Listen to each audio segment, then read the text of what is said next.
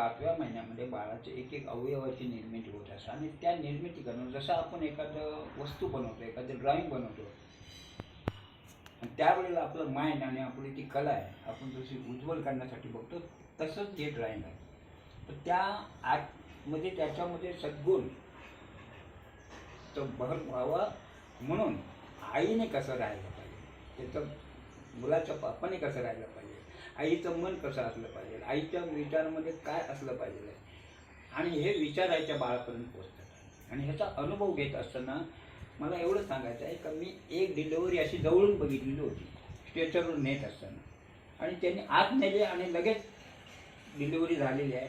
त्या डिलिव्हरी झालेल्या बाळाला जेव्हा स्ट्रेचरमधून याच्यामधून आणलं ट्रेमधून दाखवायला मुलगा झाला मुलगा, त्यावेळेला मी ते पटकन बोलते बघा चड्डी बिड्डी काय घातले नव्हतं, लहान ओपनच होतं मग पटकन त्याने ना शी केली.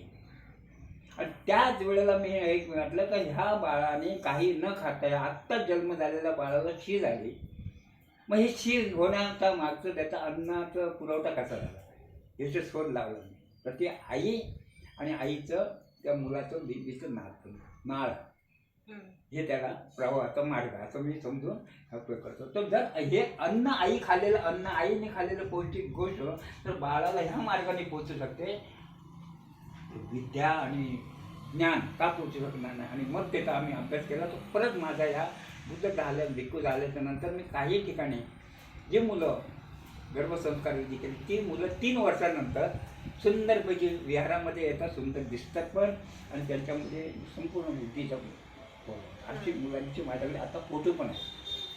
तर तसंच तुला बाळ व्हावं, विद्वान व्हावं आणि धर्माच्या मार्गाने जाणारं व्हावं, म्हणजे तुम्ही बाप दादे दोघे अगदी टेन्शनमुक्त, म्हणजे ती मुलं कधीच वाया जात नसतात. लक्षात धर्माचा मार्ग जाणार आज तुझ्यामध्ये तो गुण आहे.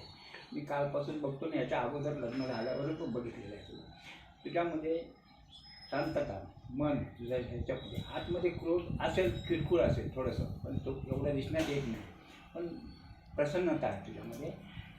मुकाटपणे तू सगळं सहन करणं आणि काम करणं हे तुला स्वभाव आहे. तर तुझा मुलगा पण असं स्वभावाचा होऊन दे. नाही असा मुलगा मुलगी काही नाही ना मुलगा मी सांगतो ना, मला मी सांगतो तो ऐकून तो मुलगा मुलगी नंतर काही असेल ते तू गुणाबद्दल नाही बोलणार आहे, समजलं की नाही.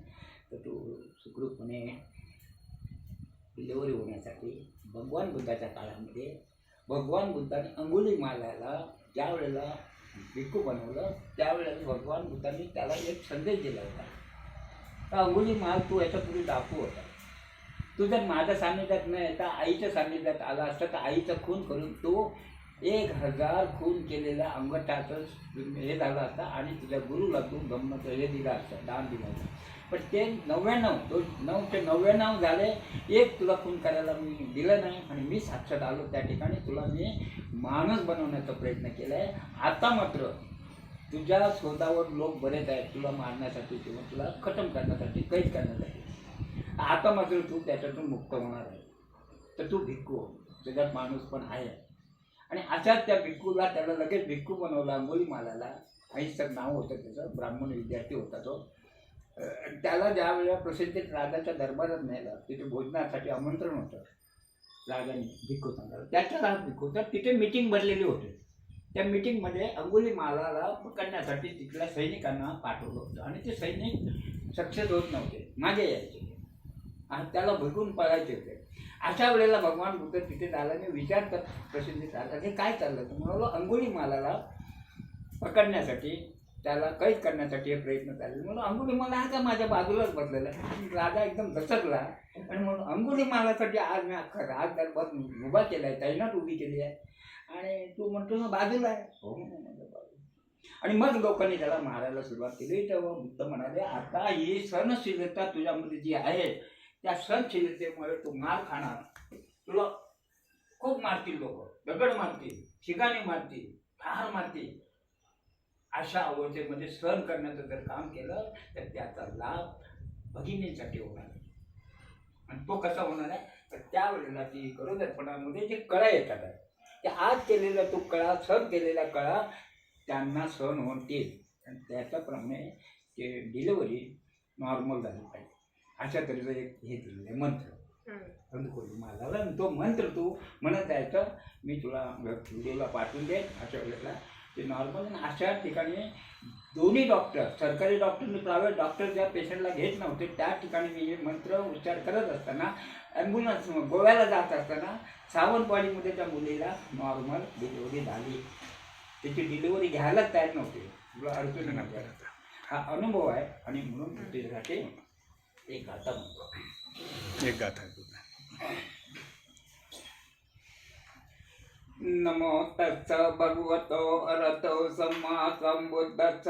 नमो तस्स भगवतो अरहतो सम्मा संबुद्धस्स. नमो तस्स भगवतो अरहतो सम्मा संबुद्धस्स.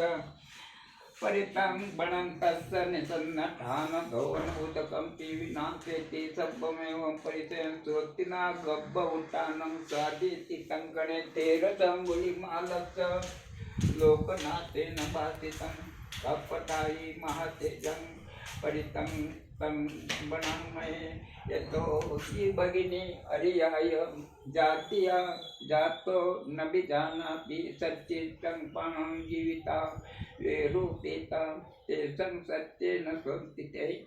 ओन्तु स्वस्ति गब्ब साति द्वितीयम्पि तृतीयम्पि परितं बनन्तस्य निसन्नटान धौन उदकम्पि विनाशेति सर्वमेव परिचयं स्वस्तिना गब्ब उत्तानं सादेति तङ्कणे तेरसङ्गुलिमालस्य लोकनाथेन भासितं कपटायि महतेजं परितं तं बनामहे. यतो हि भगिनी अर्याय जातीया जातो न विजानाति सच्चित् पानं जीविता विरूपेता ते संसत्येन स्वस्तिते. हन्तु स्वस्ति गब्ब साति महाकारुणिको नाथ विताय सर्वपाणिनं पुरेत्वा पारमे सर्वपत्तो संबोधिमुक्तं.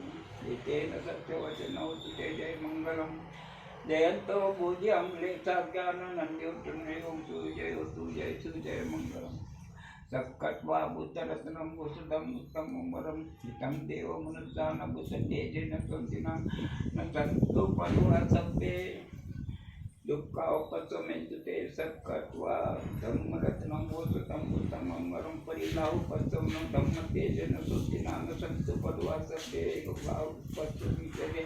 सक्कट्वा संगरत्नं वसुदम् उत्तमं वरं आवन्यो पावन्य संगतेजेन स्वस्तिना न सन्तु पर्वसभ्ये भयावपशमेन्तु ते. यं किञ्चिरतनं लोके विद्यते विद्यापदु रतन बुद्ध समन्नति तस्मात् सुक्ति भवतु मे.